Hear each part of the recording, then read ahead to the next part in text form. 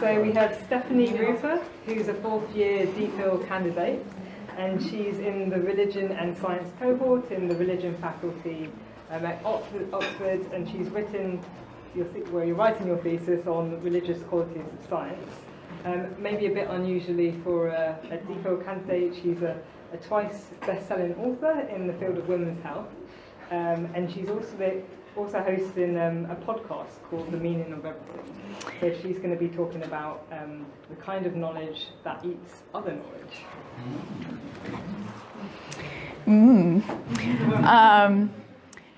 Yeah, so I am in the religion faculty, and I do have a thesis, but I will not be talking about my thesis today. Instead, I will be talking about my next book, which entails a thesis about ambiguity and uncertainty in the modern world. Specifically, I will be attempting to summarize the chapter on science. It's hard. I will try to take 23 plus or minus 2 minutes. I want to give you a couple of caveats before I start. I have index cards. One, I do talk about a model. It is not a model embedded in the discourse on models of science in the study of science. So for those of us who like the social scientific study of science, please forgive me. The model is not intended to depict how science is conducted with any degree of nuance. It is rather intended as a pushback against popular models that we find in the popular science literature, and is also intended to be a heuristic for thinking about how we as a society relate to science. I will also, as I said to my friends earlier today, be attempting to break a record for the number of unsubstantiated claims made in a Linacre Seminar. So I'm going to open with two different scenarios that are seemingly quite different, but they actually have some fundamental underlying similarities that I think demonstrate why this thesis is so important. Okay, Christian fundamentalism. In 1910, a pastor named Reuben Torrey distributed a number of essays titled The Fundamentals. This was after decades of rising tensions between liberal and conservative churches in the States for a wide variety of reasons, a phrase I will say many times today. And they basically promoted a literal interpretation of the Bible, right? So they decried anything that might encourage you to question the literal truth of the Bible, such as philosophy or science. A few years later, a man named Curtis Lee Laws coined the term fundamentalism to designate people who were willing, and I quote, to do battle royal for the fundamentals. It's a paramount example of one of these fundamentalists. William Jennings Bryan went to court in 1925 to try to keep evolution out of public schools. So this is a fight that has been ongoing for almost a century, and there is no end in sight. Fast forward precisely 100 years, and we arrive at Sam Harris. Sam Harris is I need both hands for this, public intellectual who really loves science. In 2010, Harris published a book called The Moral Landscape: How Science Can Determine Human Values. A few years later, a book about spirituality and science. Now, in the former book, he made the argument that science can determine human values, right? Morality should be considered, in his words, an undeveloped branch of science. In the second book, he made a similar argument about spirituality, saying that it should be practiced in a scientific manner. Now, the unfolding of things like spirituality and morality into science is something nowadays called scientism. Harris definitely practices scientism. And science is for him, this is actually a chapter in my thesis, the only time you'll hear about my thesis. Science is for Harris something that is deeply central. It orders his world. And I argue in my thesis that it is something that he is deeply emotionally attached to because it cuts through the ambiguity of many questions in the modern world. He has said this, and he has also said things like, faith is the devil's masterpiece, and religion is a place where people can reap the fruits of madness and consider them holy. He has said this because he hates things that threaten science. He deeply is threatened. He is deeply threatened by things that threaten science, including religion. Now, what do Harris and Christian fundamentalists have in common? Clearly, there are many differences between the two groups. Their epistemologies, the way they make sense of things, how they live in the world, but I argue something that they have in common, the one thing, important thing that they have in common, is something that Richard Bernstein in 1983 called Cartesian anxiety. Now, Cartesian anxiety is the longing for firm foundations to knowledge that you know on some kind of subconscious level don't really exist. Bernstein so named these after Descartes because Descartes sought firm foundations to knowledge and did not find them. I mean, he thought he found them, but we're now pretty sure he did not find them. And so this Cartesian anxiety entails attachment to a belief that you know in some way or another is actually pretty specious, right? It can be attacked. And so you can become defensive and angry when you are attacked. And this is one of the arguments of about what fundamentalism is. Of course, people have been able to be fundamentalist throughout human history and are across the globe for a wide variety of reasons. The reason I bring up Cartesian anxiety is because there is a question about the modern West. Why here, why now? It was once thought that after the Enlightenment, society would progress to a stage of civil discourse and debate and reason and logic and secular stuff. But that has obviously not happened. One of the reasons I argue that it has not happened is because we exist in a mood of deeply unsettling uncertainty and ambiguity that gives rise to Cartesian anxiety and which causes people to react in unfortunate ways and experience unfortunate feelings. Obviously, there are more reasons than uncertainty for this as well. There are many sources of modern ambiguity. There is a chapter in my book on each one.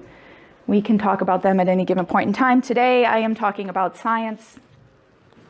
Science is a particularly interesting source of ambiguity because it is something that we normally think of as providing firm foundations, right? It's something we think of as providing knowledge, as providing some kind of certainty.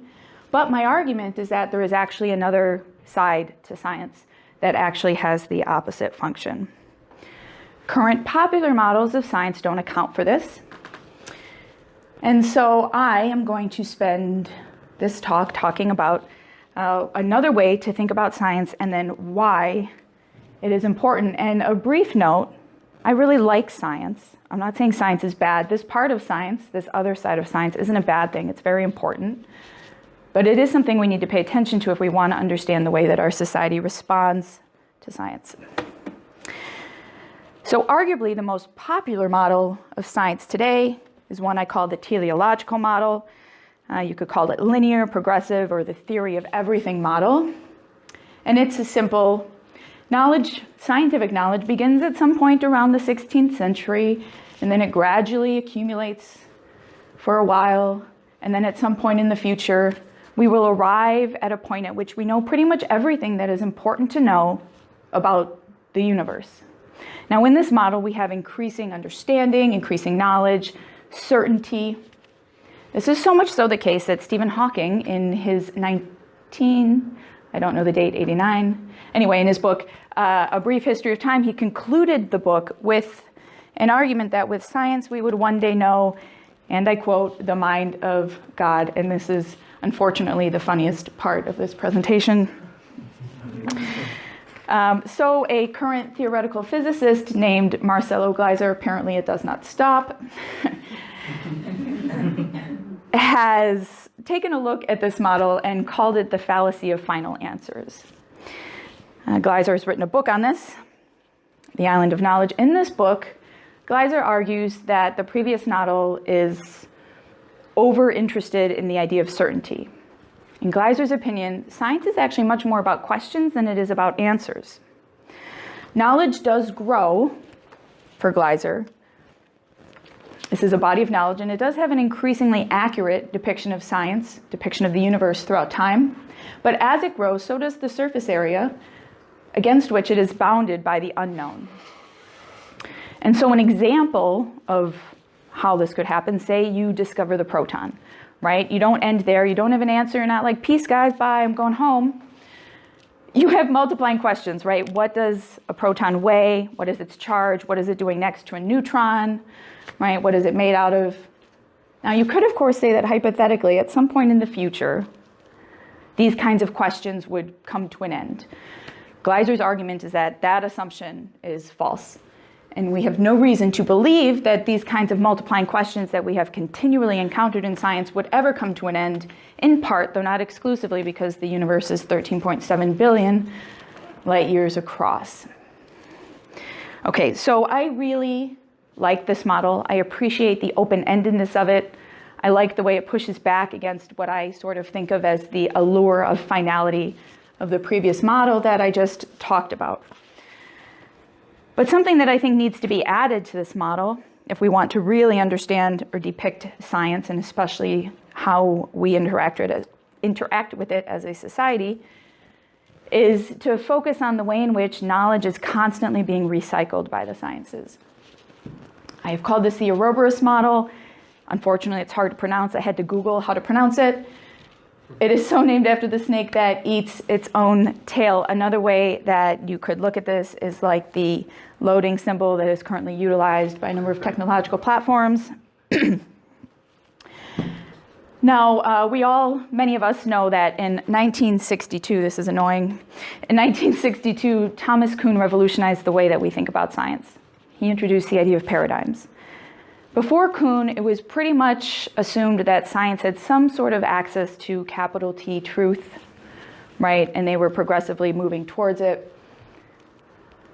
And Kuhn demonstrated that science actually is more about shifting theoretical paradigms, right? Shifting theoretical models. Science is conducted in a way in which people tinker, they operate under a certain theoretical apparatus, they realize there are some problems with it, they think really hard, or they die, people replace them, and then they come up with a new one. And that he called a paradigm shift.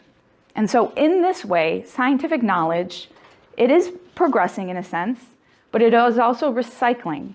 And every time we adopt a new scientific theorem, an old one dies. We take pieces of it with us, and we let the old one die. Again, this is not a problem, just something we want to pay attention to.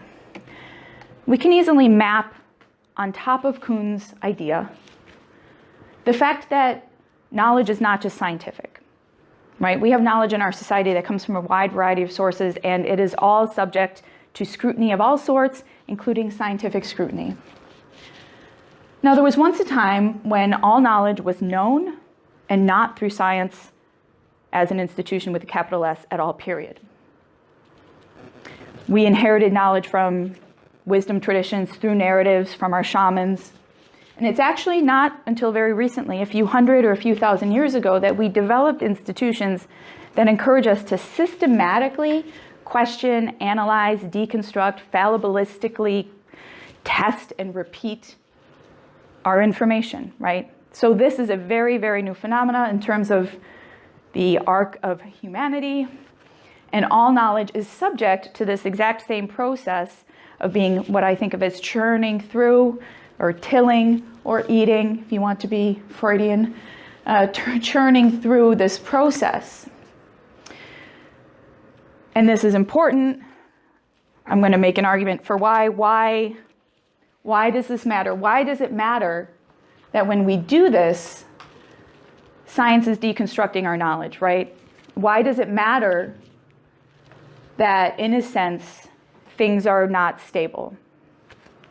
We are constantly deconstructing things that we know, and in a way, there is actual uncertainty that is deeply felt and, in some sense, ontologically or epistemologically real in its wake. Why does this matter? It matters because humans are monstrously bad at managing uncertainty. This is something psychologists have known, or an idea that psychologists have played with for a very long time.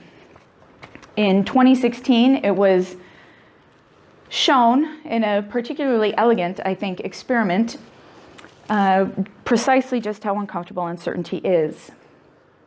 So Archie de Burker and colleagues in London actually hooked some participants up to a variety of measurements of stress, skin conductance, pupil diameter, cortisol levels, and asked for their subjective assessments of the experiment.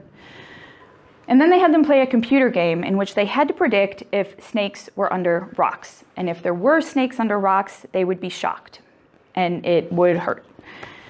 Their findings were interesting because what they found was not that, it was the situations in which they knew they were going to be shocked, in which they knew they were going to be in pain that they were most stressed out, but actually the situations in which they had the most uncertainty, right? And so people experienced the most stress, to reiterate, not when they knew they'd be in pain, but when they didn't know if they were going to be in pain.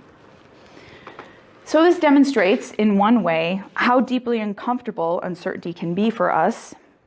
Now, the psychology of uncertainty is very complicated, but generally speaking, it's not something that humans are particularly good at. A man named Jerome Kagan said that uncertainty resolution 50 years ago said that it was a primary determinant of human behavior.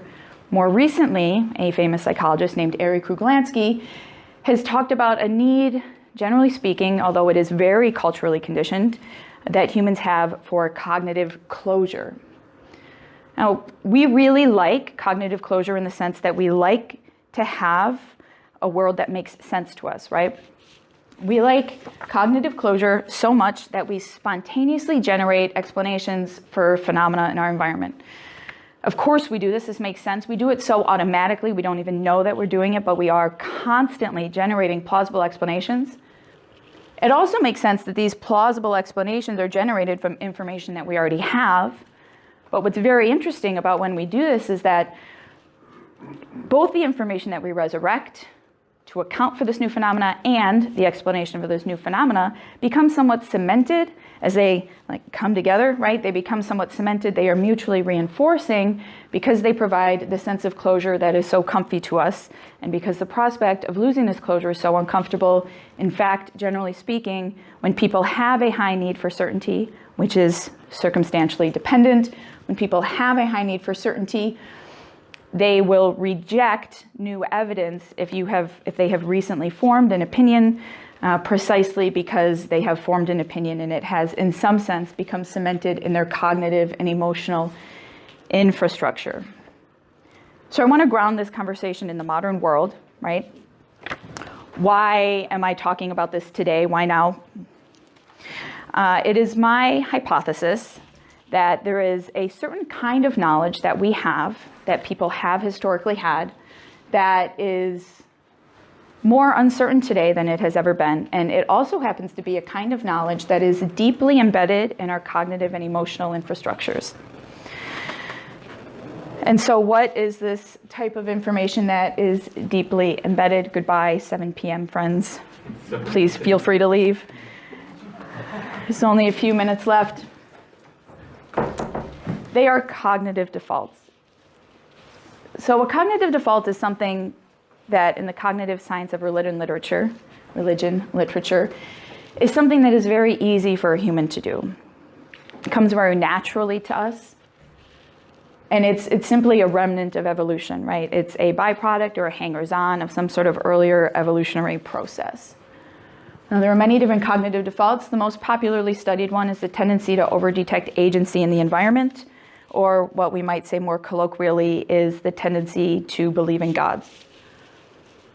Now, I say agency is we are agents, right? We have will, we have desire, we have intention, and we tend to impute this on our environments. We do it, it's second nature to us. An example of how easily we detect agency, we might say the hydrogen atom wants to bond with the oxygen atom. Now we know that it doesn't actually want to, but this is a kind of language that we can't really help but use. Another interesting example of how we tend to revert to believing in agency, if you put atheists in a very stressful or surprising, or say they're reminded of their death environment, they will revert to invoking agency. And this isn't to say they stop being atheists, but it is to say that in these circumstances, they are stripped of the education that they have given themselves or experienced in their environment that makes them atheists, and they revert to these default conditions of invoking agency. Now, there are many other cognitive defaults. The way in which cognitive scientists of religion account for the belief in an afterlife is interesting. We have systems in our brains that predict and calibrate responses to people's behavior. Now, again, the account in this field is that when somebody dies, the system just doesn't shut off. This is the same as if when somebody leaves a room, we still think they exist. And when we're kids, when we're playing peekaboo, we stop having fun because we realize the person we're playing with still exists. We tend to believe that the mind is separate from the body for a very similar reason. We tend to believe that we exist as coherent selves. I believe that I exist as a coherent self. This is an idea that is being significantly challenged by neuroscience as we speak. We also tend to believe that we have access to what's good and what's evil, and that there is purpose. And obviously, I am way over summarizing a very complex field. But the important thing is that when we look at this list, we see things that are very important to people. We know that they're very important to people. We see them all around the world. We see them all across religions. We all personally probably are invested in some of these questions, like, is there a God? What happens when I die? Do I have a soul? These also happen to be things that have been seriously disrupted by a number of things in our society today. Again, a number of things, one of which has been science. If you think about Newton, you think about Darwin, especially, you think about Crick, you think about all these different scientific experiments, discoveries, and ideas that have posed significant challenges to the cognitive defaults that I just mentioned. Science is a process of asking questions, and again, to reiterate, that's very important. But we understand now that in this model, the current knowledge we have that is disrupted, has been historically disrupted significantly by science, includes deeply cherished beliefs that rest on cognitive defaults. I have called them pillars of existential sanity. I need a catchier term. And so this is essentially why I believe this model of science is important, why the model itself isn't really important at all, and I will not be publishing it in any academic journals. Science is one institution among many and movements in our society that has posed a significant challenge to the types of things that people hold most dear to their hearts, right? And so it makes sense. It makes sense in a way that we then experience we are challenged, we experience some kind of ambiguity or uncertainty with respect to these ideas. I mentioned Cartesian anxiety at the opening of this talk, and different kinds of fundamentalism, and does it not make at least a little bit of sense that now that we have experienced all these things historically as a culture, that we would respond with some degree of anxiety and or anger in response? You know, there are many, many theories about this. I don't have time, but we once lived in worlds in which everybody believed the same thing, and you got your ideas from some sort of transcendent absolute. There wasn't a whole lot of impetus to question them, at least not like today. And nowadays, when you believe something, if you choose to believe in something, you believe it because, well, you believe it and you have to defend it, right? You know that there are thousands of other options that other people believe in. You also know that science has posed a significant challenge to them. Among many other things, there is deep uncertainty. Is there a solution to the uncertainty in the modern world that has done things like create some impetuses to fundamentalism? Yes. I do not have time to talk about them. I only made this slide to prove that I've thought about it. And in the meantime, I'm here and will summarize with 3 quick points. 1, that we are a species that is deeply unsettled by uncertainty. 2, that we live in a uniquely flavored and uniquely intense era of uncertainty. And 3, that science itself is really complicated. I mentioned fundamentalists of many types at the beginning of this talk. Some people love it, and I would argue that they love it because it provides the neat kind of answers that we're so longing for in this world. And some people hate it, and I would argue that they hate it because it challenges the neat kinds of answers that we're longing for in this world. And so we need to investigate this and other institutions in our society if we want to understand how to transform them for the better. That is my talk. Here are my sources. Okay,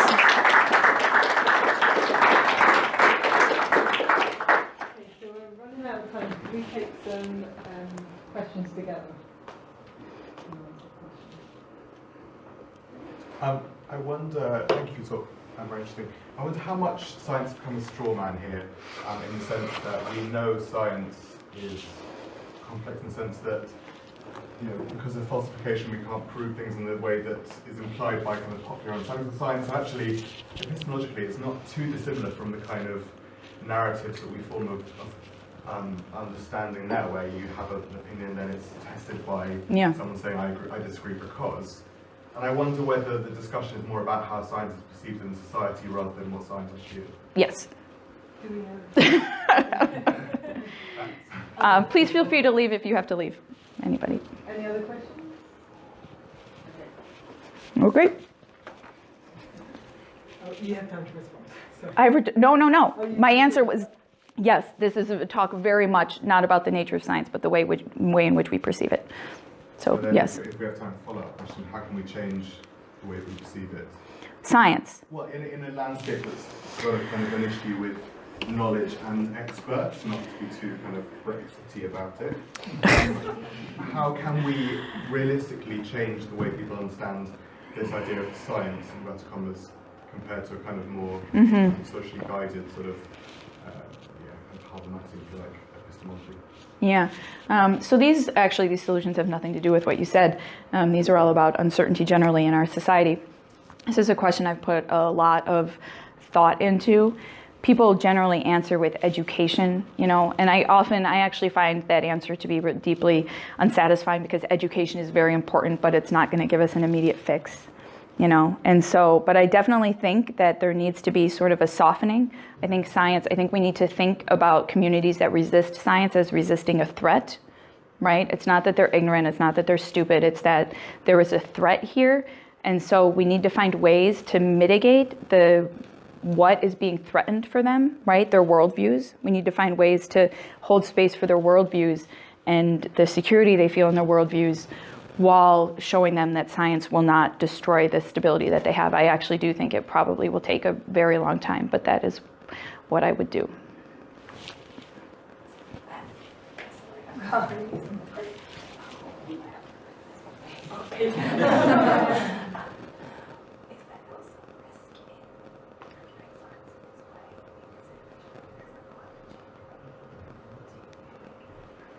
Okay, is there not some risk in perceiving science in this way in terms of big issues like climate change and things like that?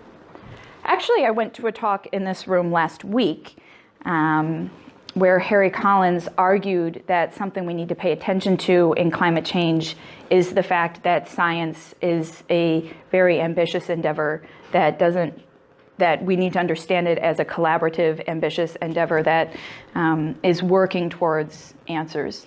And so I actually think, I'm not sure, there have been many instances in history. My father obviously doesn't believe that climate change is real, and will point to instances in which there was some scientific consensus and then it was not reached, right? And so I think very much a more nuanced understanding of statistics amongst the field. Obviously, we think climate change is real, but here is the complexity. It's really hard to get people to pay attention to complexity, but unfortunately, I think that's what needs to happen. And I think that science needs to be more friendly to people before they will even consider listening to it, like my father. So I was very interested in what you were saying about fundamentalism and stress.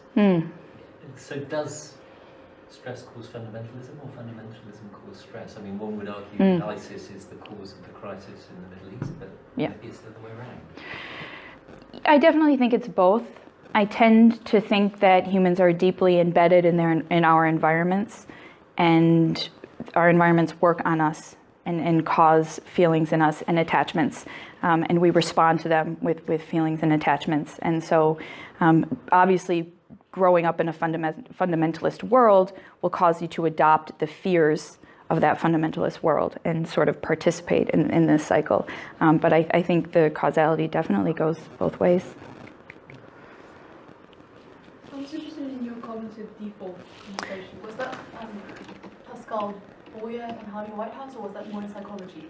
Yeah, this is all Pascal Boyer and the cognitive science of religion theorizing, which is very contentious in the study of religion as a whole. Some people love it, most hate it.